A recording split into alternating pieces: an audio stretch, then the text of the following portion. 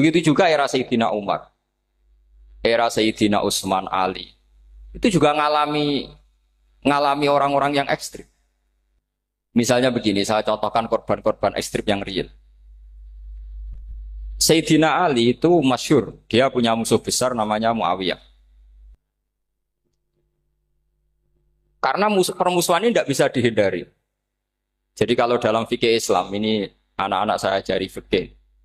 Kalau orang mukmin membunuh orang mukmin itu hukumnya dosa besar apa kecil? Besar. Itu di bab kisos. Tapi orang fikih itu unik. Di fikih itu ada kitab usial namanya. Di takrib ada kitab usial. Dan di situ ada penjelasan mangkutila dunamali fahuwa syahid. Orang yang dibunuh karena membela hartanya atau keluarganya, itu dia mati syahid. Kalau dia posisi membunuh, maka malingnya atau penjahatnya muhaddarun damu. Gak punya hak nuntut kisos karena dia anggap gak ada artinya darah. Nah sekarang begini. Suatu saat ada garong ke rumah Anda. Ingin membunuh Anda karena ingin mengambil harta Anda. Anda ingin ingat status mukminnya atau status garongnya. Terus kamu mau dibunuh diam aja. Saya tidak mau membunuh orang apa? Mukmin atau membunuh orang muslim. Nah, kesulitan yang dialami Sayyidina Ali seperti itu. Orang-orang Khawarij cara berpikir Ali ku geblek. Wong mukmin kok pengen mateni wong mukmin. Muawiyah ya geblek pisan. Wong mukmin kok pengen mateni orang. Padahal suasana sudah kacau. Ketika seorang penjahat mau membunuh yang punya rumah dan yang punya rumah ingin membunuh penjahat. Itu namanya mukmin bentrok sama orang mukmin. Apa orang benar sahibul hak ingin mempertahankan haknya? Tidak sampai saya tanya. Itu sahibul hak, yaitu yang punya rumah, ingin mempertahankan haknya. Meskipun dalam duel ini kadang terjadi pembunuhan. Nah di sini ini ya, ulama ahli sunnah menyebut masalah istihadiyah. Kelompoknya Sayyidina Ali mempertahankan nyawanya, meskipun dengan cara membunuh pasukan Muawiyah. Pasukan Muawiyah juga mempertahankan nyawanya, meskipun harus membunuh pasukan Ali. Zaman itu susahnya istihad seperti itu.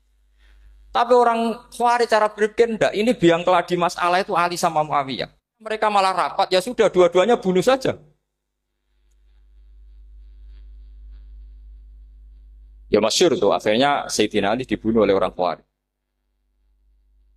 Makanya ini penting ya, pentingnya ngaji seperti ini. Jadi kamu harus dilatih berpikir nubuwah.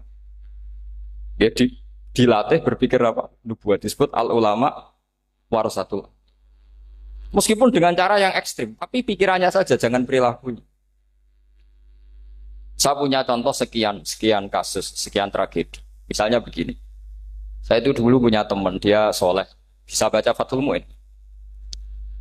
Dia itu janggal, bilang sama saya, Gus, tidak biasanya Rasulullah itu agak-agak nyindir orang fakir. Ini kok ada hadis kadal fakru ayakuna kufur.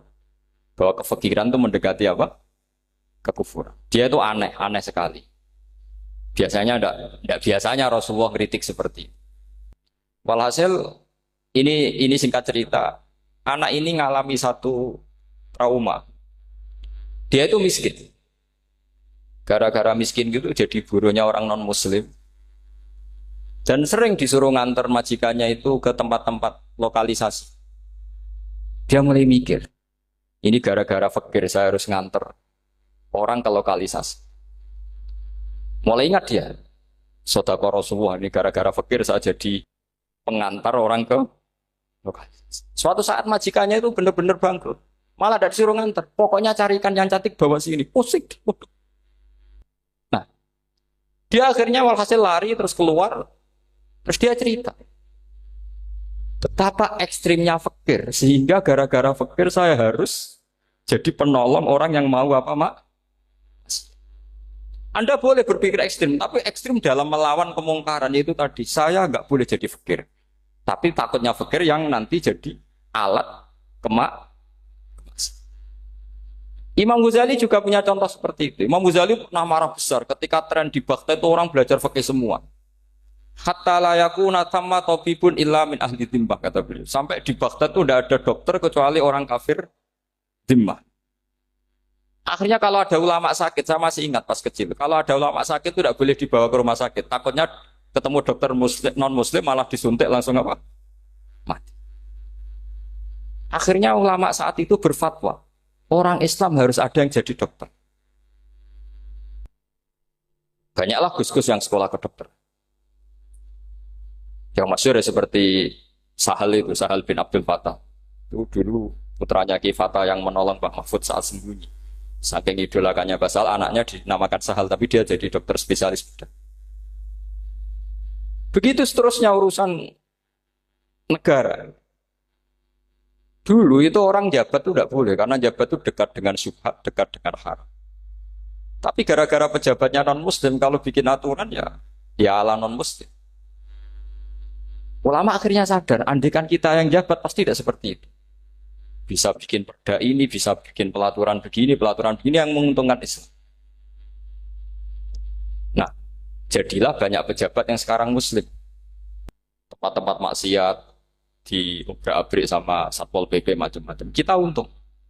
Tapi kalau orang-orang Khawarij pikirannya pokoknya pejabat itu dekat dengan haram, dekat-dekat syubhat. Padahal dengan kita jabat bisa bikin perda atau apa yang menguntungkan Islam. Kemudian menjadi masalah baru secara fikih. Ini adik-adik dengerin biar kulino senam fikih.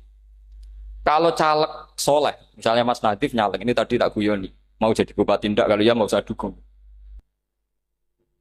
Jadi misalnya gini ya, Zaid sama Bakar, misalnya Bakar itu orang soleh, mau jadi calon lurah. Dia tahu kalau dia lurahnya kampung lebih baik. Kalau yang jadi ini Zaid, itu kampung itu rusak, karena dia suka dugem, suka macam-macam. Kemudian Zaid ini pasti jadi karena beli suara. Misalnya per kepala itu dibeli 50.000. Bakar ini kalau nggak beli suara, kalah. Padahal dengan kalahnya Bakar artinya kemenangan, kemungkaran. Itu zaman era Fathul Mu'in, muridnya Ibnu Hajar Al-Hitami. Ibnu Hajar muridnya Abu Zakaria Al-Ansori itu fatwa. Yang soleh ini wajib beli suara, bukan boleh, wajib beli suara. Tapi ini namanya tidak nyuap, perlu dicatat, ini namanya tidak nyuap. Jadi tidak bisa kamu kaitkan misalnya ar-rosi wal murtasi benar. Yang nyuap maupun yang menerima suap adalah sama-sama di neraka. Tidak bisa seperti itu. Karena logikanya dibalik. Sekarang Bakar ini beli suara itu untuk membeli kebenaran. Untuk mengawal kebenaran. Zaid beli suara untuk menopang kebatilan. Berarti namanya Bakar ini penyuap atau pembeli kebenaran? Pembeli kebenaran. Harus dibedakan. Nah ini pentingnya ulama. Memang nyatanya seperti itu.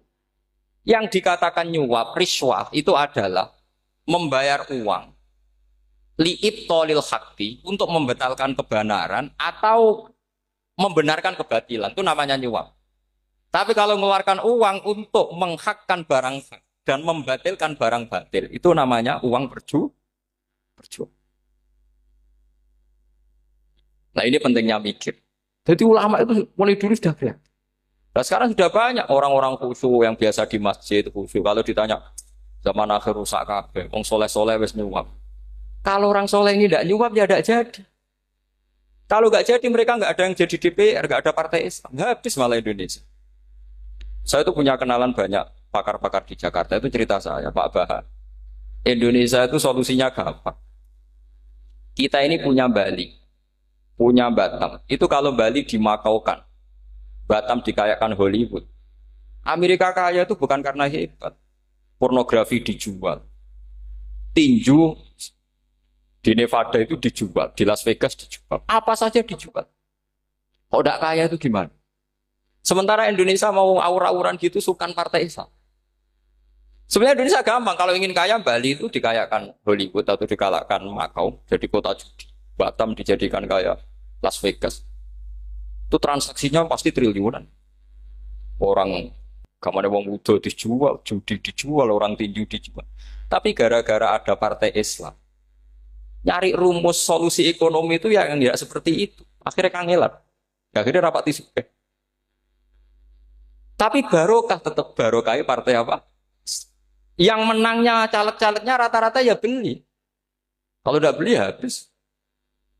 Saya bukan menghalalkan nyuap, enggak. Kalau nyuap tetap haram ila yaumil qiyamah. Tapi kalau suratul masalah seperti ini kamu mengatakan suap itu beda. Ini suratul masalah yang tidak ada kaitannya dengan Asal lawannya batil, kecuali lawannya sama-sama hak. Dua calon di kampung itu soleh sama soleh. Ini yang soleh bayar nggak boleh karena siapapun yang jadi soleh itu nggak boleh. Makanya kalau cari musuh yang dolim biar halal ya. Sekarang ya seperti itu. Kamu biasa heroik, biasa ngasih kiai kamu, ngasih hadiah kamu, biasa ngasih ibu kamu uang.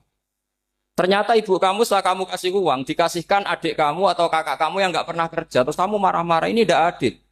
Saya yang memberi nggak dikasih, ini yang nggak kerja dikasih terus. Loh kamu biasa jadi pahlawan kok turun kelas menjadi apa? Pasien. Kamu milih jadi pahlawan apa pasien? Pahlawan. Jadi sebetulnya faham-faham ekstremis ini dari kegoblokan. Dari kegoblokan berpikir nubuah sehingga tidak punya rasa ibadah. Lah ini yang menjadi orang-orang ekstrim. Jadi korban pertama ekstremitas itu bukan sahabat tapi Rasulullah Shallallahu Alaihi Wasallam, yaitu Nabi dibilangin oleh mereka, "I'dil ya Muhammad, kamu kalau bagi harus adil." Pikiran mereka kalau adil sama rata sama. Jadi kalau pakai pikiran itu, saya minum di sini itu haram, mau ndak ikut bikin kok minum. Enak tamu, toko-toko mangan, sing masak kangelan urung. Itu jadi edan bareng. Itu sama seperti kasusnya Bahram Al-Majusi. Dia itu seorang raja kaya, punya anak cantik. Dipikir-pikir, anakku ayu, dirabi nang liya rugi, sing gedhekno aku, sing rumah aku dirabi wong liya. Maka dia berpikir mau dinikahi sendiri.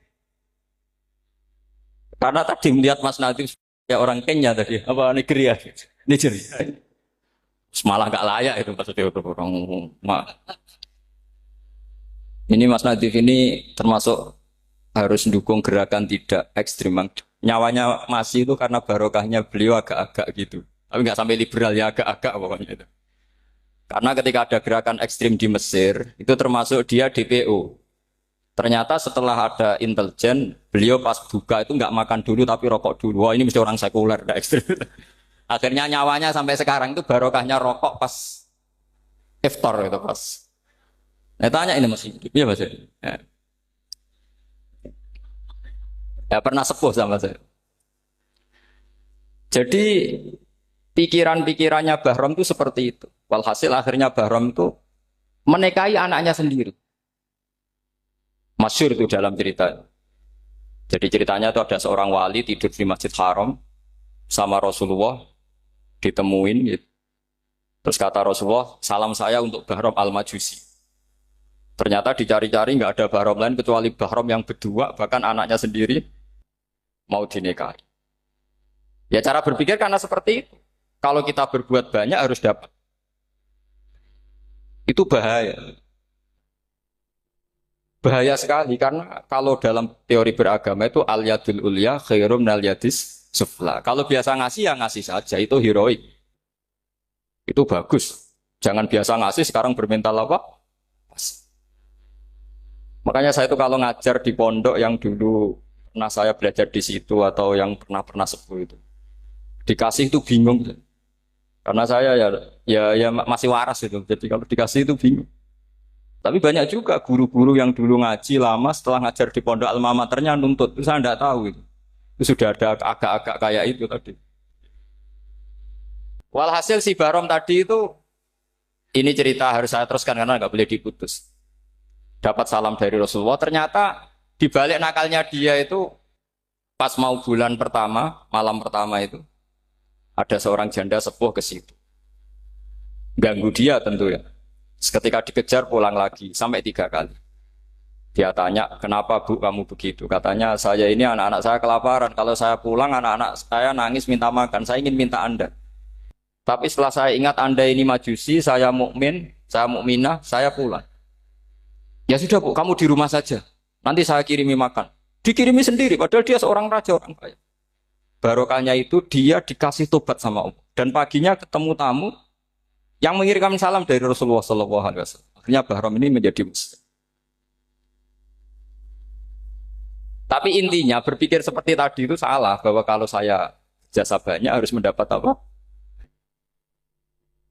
Ini cara berpikir orang-orang Khawarij. Iya, saya pernah ditanya seorang dosen. Gus, saya ini kalau baca sejarah perang Badar atau perang Uhud, yang saya tidak nerima itu satu. Kenapa setiap ghanimah, harta orang kafir dan istrinya orang kafir kok disita orang Islam? Dan yang perempuan jadi amat, kemudian juga digauli orang Islam. Yang hartanya orang kafir juga jadi asetnya orang Islam. Kok kayak garong? Dia tanya seperti itu sama saya. Terus saya jawab, kalau sampean ada garong dan kemudian bawa senpi, senjata api, kemudian garong Anda, penjahat Anda lumpuhkan, ya senpi itu harus Anda kembalikan. Monggo penjahat ini kagungan jenengan beto wangsul. Karena ada milik Anda, harus dikembalikan. Wah, tidak bisa Pak, kalau saya kembalikan pasti dipakai jahat lagi, dipakai kriminal lagi. Ya sama, kalau asetnya orang kafir dikembalikan ke orang kafir akan menjadi aset kekafiran lagi untuk menghancurkan kita. Nah, perempuan juga sama. Perempuan itu alat produksi. Jika perempuan tadi dikembalikan ke orang kafir, maka kamu menolong populasi orang. Ya seperti itu. Paham? Makanya disita dalam perang loh ya, tapi dalam perang yang legal. Nah itulah kenapa amat halal. Makanya di Quran itu illa ala azwajihim aw ma malakat ayman. Paling enggak itu masih ada ulama atau pemikir atau ustadz siapa saja yang bisa memahami logika apa? Nanti kalau ulama ini sudah meninggal, orang akan mencibir Islam dengan cara mengatakan Islam itu jahat, yaitu menyita hartanya orang kafir dan istrinya orang kafir setiap kali terjadi perang. Karena pemikiran ini pasti sama-sama kutubnya, sama-sama ekstrim. Nah ini penting saya katakan. Makanya masyhur itu perdebatan Sayyidina Ali dan Muawiyah. Ini saya kutip sedikit. Ini ya sama-sama berpikir ekstrim, tapi ekstrim yang baik. Walhasil dalam satu kerja bakti di Masjid Kuba, itu ada sahabat namanya Ammar. Ini di depan umum, ini penting. Kalau dalam ilmu hadis di depan umum ini penting karena nanti menjadi mutawatir. Beda dengan hadis yang Nabi ngendikan sama 1-2 sahabat, namanya hadis ahadi. Di depan umum Nabi guyon gini sama Ammar, ya Ammar waihak taktuluka alfiatul baghiyah. Ammar, kamu ini nasib kamu itu agak sial. Karena nanti yang membunuh kamu itu kelompok yang tidak benar. Alfiatul baghiyah itu kelompok yang tidak benar. Itu disaksikan sekian sahabat. Walhasil suatu saat Ammar ini ikut perang dan ikut pasukannya Ali dan terbunuh oleh pasukannya Muawiyah. Seneng Ali. Walhasil Ammar ditemui sama ya Muawiyah. Al-ana dhuhara bi anna fi'ati haqqun wa fi'ataka baghiyah. Sekarang kelihatan siapa yang benar. Saya yang benar, kamu yang salah. Kenapa? Karena Ammar kelompokku dan terbunuh oleh kelompok kamu. Padahal kata Rasulullah yang membunuh Ammar adalah kelompok yang salah. Muawiyah pintar sekali, dia jawabnya gini, laula kama kutila Ammar. Ammar terbunuh karena bela-belain kamu. Kalau kamu tidak nyuruh dia perang juga nggak terbunuh kan. Jadi kamu ikut andil, terbunuhnya siapa? Ammar. Tapi apa kata Sayyidina Ali? Idzan qatala Rasulullah Hamzah. Kalau teori itu Anda pakai, Rasulullah pun membunuh Hamzah. Sekarang Hamzah perang karena suruhan siapa? Rasulullah. Yang membunuh Hamzah siapa? Wahsy. Kalau teori itu Anda pakai, berarti Rasulullah pun membunuh Hamzah. Terus fasa kata Muawiyah, terus Muawiyah diam. Jadi fikih pun itu diputuskan lewat pikiran ekstrim. Tapi bukan ekstrim yang merugikan orang lain. Ya, kalau merugikan orang lain namanya sudah la dororo wa la dirar. Dia menyalahi aturan. Makanya saya pernah ngaji di sini dulu ketika tahun kemarin. Fikih-fikih Islam itu punya rumus, itu ya gara-gara pikiran ekstrim sebetulnya. Saya pernah nyontohkan adalah orang itu kalau sholat jenazah itu mayitnya di depan. Itu ulama fikih tidak ada yang punya alasan. Mau hanya bilang gini, hakadha wajadna salafan wa khalafan. Mulai dulu kalau nyolati mayit ya jenazahnya di depan. Ya hanya gitu saja, tidak punya alasan. Makanya ulama lain mengatakan tidak apa-apa jenazah di belakang, yang sholat di depan. Kenapa? Fa innaha laysat bimanzilatil imam. Memangnya jenazah imam kok harus di depan? Itu ya tidak ada yang bisa bantah. Bagaimana mungkin harus di depan? Oh, enggak imam kok harus. Yang harus di depan itu imam. Jenazah itu imam apa enggak? Enggak. Terus alasan kedua sholat ghaib. Kalau ada orang mati di Surabaya, Mas Nadib di sini, sholat gaib boleh enggak? Boleh. Jenazahnya di depan apa belakang? Belakang. Di belakang kan? Berarti harus enggak jenazah di depan? Ya dia mau ngake yang jelas kalau itu. Lah ini contoh-contoh kecil. Nah orang Khawarij itu orang yang paling tidak mau menerima otak-atik seperti itu. Akhirnya jadi goblok bareng tadi. Ya makanya Rasulullah pun jadi korbannya Khawarij. Muhammad kamu harus adil. Karena pikiran mereka adil itu yang memberi banyak ya dapat banyak. Kalau pikiran nubuah tidak seperti itu. Kalau yang biasa memberi, biasa heroik, biasa baik ya biar tetap biasa memberi. Jangan dilatih jadi apa? Fasih. Ini mungkin adik-adik juga agak keberatan, tapi harus dilatih. Makanya saya itu jadi kiai itu ya mulai kecil anaknya kiai, putu kiai. Saya itu ya mulang tuh senang. Saya tidak pernah terlintas dikasih santri atau dihormati ya enggak. Mungkin sampai mati agak terlintas. Ya pikiran saya sederhana. Biasa mulang pahlawan malah sekarang pasen itu malah kayak cemen, kayak turun kelas gitu. Jadi saya terus ya enggak kepikiran sama sekali. Loh kalau saya minta sama Allah karena itu atasan saya. Makanya ada ulama yang ekstrim gini, ini kisah nyata. Ada ulama alim datang ke seorang raja. Rajanya ini soleh padahal. Ternyata pas raja itu berdoa, ya Allah saya kasih ini, kasih ini. Padahal ulama tadi itu mau mengajukan proposal. Mau minta apa gitu. Terus dia pulang ketika ditanya, Pak Kiai kenapa pulang?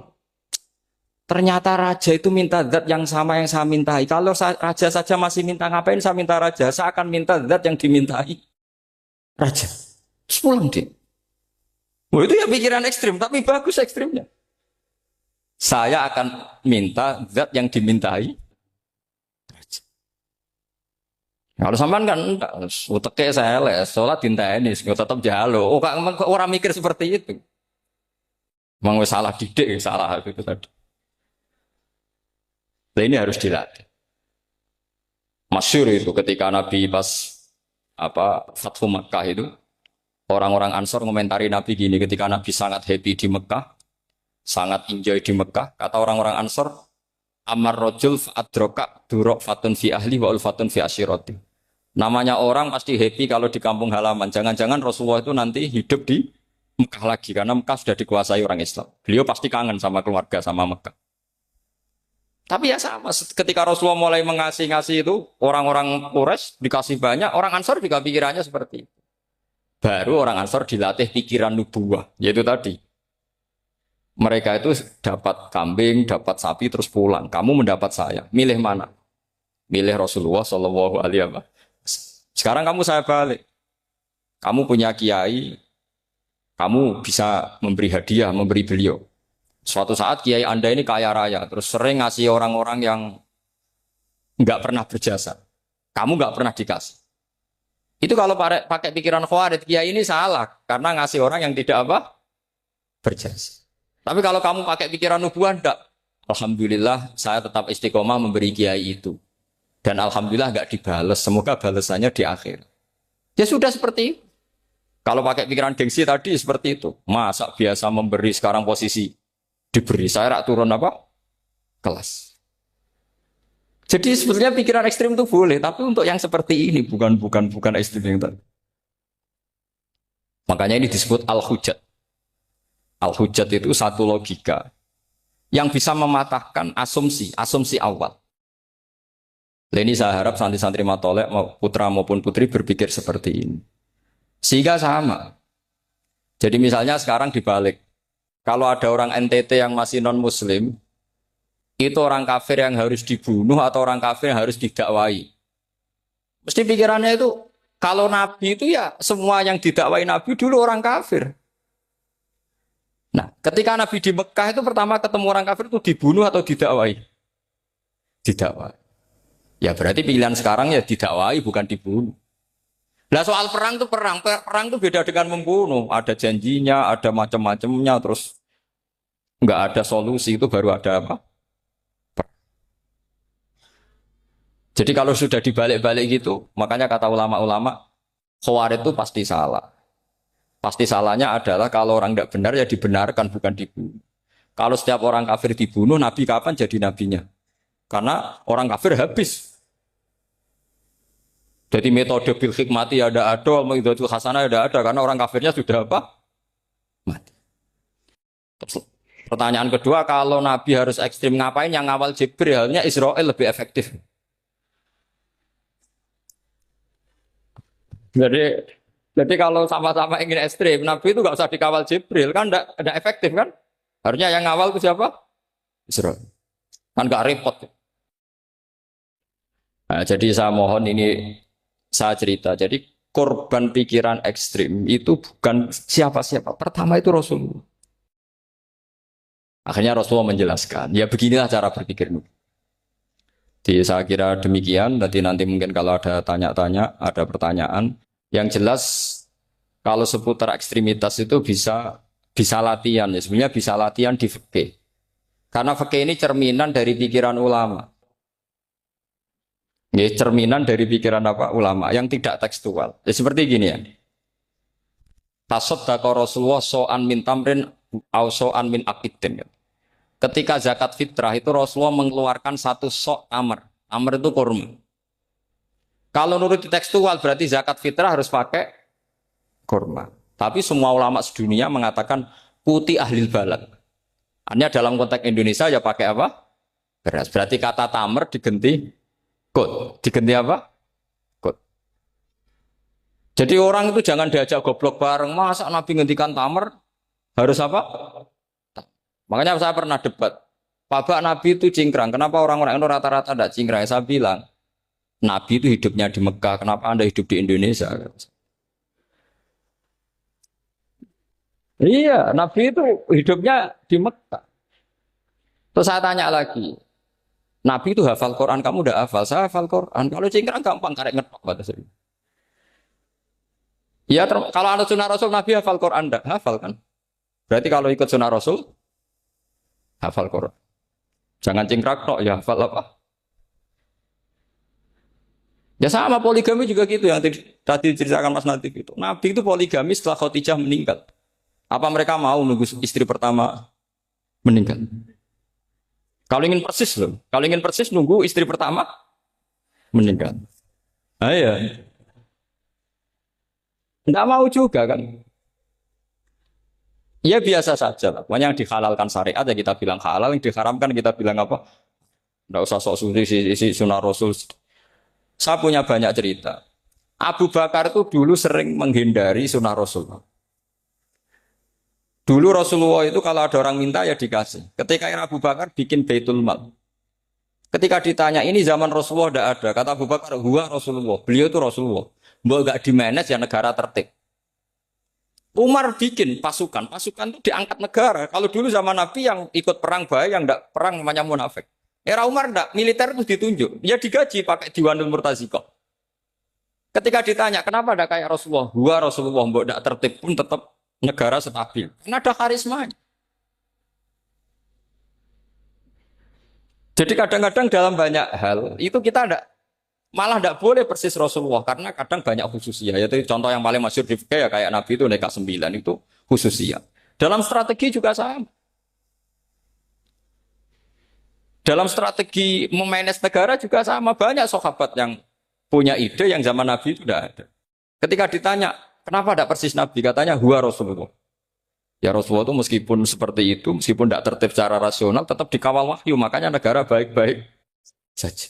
Kalau saya ini hanya Abu Bakar, kalau tidak ya repot. Umar ya sama, bikin Diwanul Murtazikoh. Utsman juga sama, di-manage negara. Sayyidina Ali juga di-manage. Kalau Nabi tidak. Tapi tidak apa-apa, karena ada karisma. Sama tak cerita nih, masalah zakat yang masyhur. Orang paling bakhil sekalipun, paling kikir sekalipun, itu zaman Rasulullah bayar zakat. Karena pikirannya setelah zakat dikasihkan, Rasulullah mendoakan. Khudh min amwalihim shadaqatan tutahhiruhum wa tuzakkihim biha wa sholli alaihim. Inna sholataka sakanul lahum. Era Abu Bakar enggak. Sorry ya Abu Bakrin, dulu kita zakat sama Rasulullah karena didoakan beliau. Kamu hanya Abu Bakar, saya tidak mau zakat. Ya sama lah seperti orang dipimpin ulama-ulama karismatik. Orang dipimpin Badullah itu tidak usah metai, santri sudah nurut. Dipimpin Nazif, gak bikin pelaturan, habis pondok. Kalau tidak ngancam, gak gini, ditakzir, gak gini, habis. Zaman Badola dehem tok santri wedi. Mas Nadif dehem. Oh, enggak. Nah, makanya Rasulullah itu tidak banyak bikin pelaturan. Rasulullah itu kalau mau perang itu hanya bilang sahabat, saya besok ditantang Abu Sufyan di sini. Saya mau perang. Oh itu sahabat ikut semua. Orang melihat wajahnya, melihat karismanya sudah tertarik ingin menyelamatkan beliau. Kita tidak akan ridho Rasulullah keluar sendiri. Kalau Abu Bakar ya enggak. Pertama Abu Bakar pidato sudah sopan. Saya memimpin kamu. Ini ketulitu alas tubuh khairikum. Saya ini memimpin kamu, tapi bukan berarti saya yang terbaik. Jika saya benar maka dukunglah. Kalau salah ingatkan. Itu pertama orang-orang bilang apa? Fawwala uqiman nakabisef. Nanti kalau Anda salah tak ingatkan pakai pedang. Ya karena hanya Abu Bakar bukan Rasul. Jika diaturlah ini ada militer, ada pengawal, ada Baitul Mal. Era Umar lebih modern lagi ada Diwanul Murtazikoh, ada macam-macam. Ya Rasulullah enggak ada. Nah sekarang orang sidik-sidik muni sunnah Rasul. Padahal ada sunnah Rasul yang khasnya Rasulullah sebagai nubuwah. Ya khasnya Rasulullah sebagai apa? Coba Nabi itu istrinya 9. Semuanya cerita tentang tahajudnya Nabi, witirnya Nabi. Apa kira-kira Mas Nadif kalau punya istri 4 ceritanya tentang tahajudnya Mas Nadif? Kan enggak. Nah, jadi saya mohon, nah, sebetulnya pikiran-pikiran ekstrim itu karena enggak mau belajar. Enggak mau belajar. Kalau mau belajar itu kata Imam Ghazali itu dalam kitab Imla, Al-Imla fi Iskalatil Ikhya itu. Fal ma'ani awsa'u minal ibarat. Yang namanya ma'ani itu awsa'u minal ibarat. Jadi yang fal ma'ani awsa'u minal ibarat. Jadi yang namanya makna itu lebih luas minal apa? Ibarat. Nah, ini contoh yang paling nyata ya Sayyidina Ali. Ketika Sayyidina Ali perang sama Muawiyah, itu Sayyidina Ali bilang, sebaiknya Muawiyah kirim delegasi, mediator. Saya juga kirim mediator. Terus orang-orang Khawarij karena tadi tekstual. Mahadha ya Ali. Ini apa ya Ali? Lam yujad fi kitabillah. Aturan mediator itu tidak ada di Quran. Bahwa kalau kita perang harus ada mediator itu tidak ada. Terus Sayyidina Ali baca ayat wa in khiftum shiqaqa bainihima fab'atsu hakaman min ahli wa hakaman min ahliya. Jika lelaki dan perempuan, suami istri terjadi shiqaq, terjadi konflik, maka suami kirim satu mediator, yang pihak perempuan juga kirim mediator. Terus Sayyidina Ali ngendikan wa amru Muhammad a'dhamu min amri rajulin wa imra'atin. Urusan umat Muhammad lebih serius ketimbang urusan hanya sekedar suami dan istri. Maka kita butuh hakam, butuh mediator. Baru 4.000 orang Khawarij tobat ngikuti pikirannya Sayyidina Ali yang tidak tekstual. Sama seperti zaman Rasulullah. Ketika Rasulullah mau perang Badar, saya ini mau perang Badar kata Rasulullah. Musuh saya itu 1.000 lebih. Kalian hanya 313. Apa kita teruskan? Itu sahabat langsung bilang gini, saya itu hafal teksnya. Idzan lanaqulu laka kama qalat banu Israil fathab anta wa rabbuka faqatila inna hahuna qaidun walakin idhab anta faqatila inna ma'akum muqatilun. Ini kelihatan sekali bahwa para sahabat sudah ada tekstual. Orang-orang Bani Israel ketika melihat Musa katanya sakti dan orang dekat Allah, itu cara berpikir orang Bani Israel gini. Walhasil ada perintah supaya Musa itu merangi kaum Jabarin. Orang Jabar ini gagah-gagah, pikirannya orang Bani Israel. Musa kami itu sakti dekat Allah, ya sudahlah sama Allah saja sana, tak tunggu di rumah kabarnya. Itu kan sama dengan santri semedit, rohya ini suga, kiaiku suga, harus tak pikirkan seperti itu. Ya sama seperti itu. Nabi ku kekasih Allah, mesti perang menang, serasa tak ewangi mesti menang. Fadhab anta wa rabbuka faqatila inna hahuna. Kok itu? Ya sudah kamu berangkat saja sama Tuhan, tak tunggu di rumah. Tapi apa kata para sahabat Ansor ketika Nabi minta supaya mereka dukung di perang Badar? Langsung bilang, idzan lanaqulu laka kama qalat banu Israil. Kita tidak akan bermental kayak Bani Israil. Ini tekstual pada enggak. Mereka punya mafhum, punya pikiran. Cara Mas Nadif punya kreatif. Bahwa ini mental yang bejat, kita tidak akan meniru seperti itu sahabat. Jadi dulu sahabat itu makna di Quran juga ada tekstual. Jadi bisa memahami. Nah sekarang orang memaksa semuanya harus tekstual. Ya meskipun tadi jangan terlalu liar terus menjadi liberal. Tapi saya tidak tahu kalau contohnya Mas Nadiem tadi pakai kondom istiqomah tidak tahu itu pikirannya Jil apa Mas Nadiem tidak tahu saya itu tidak tahu kok sampai sembeling itu saya tidak tahu itu.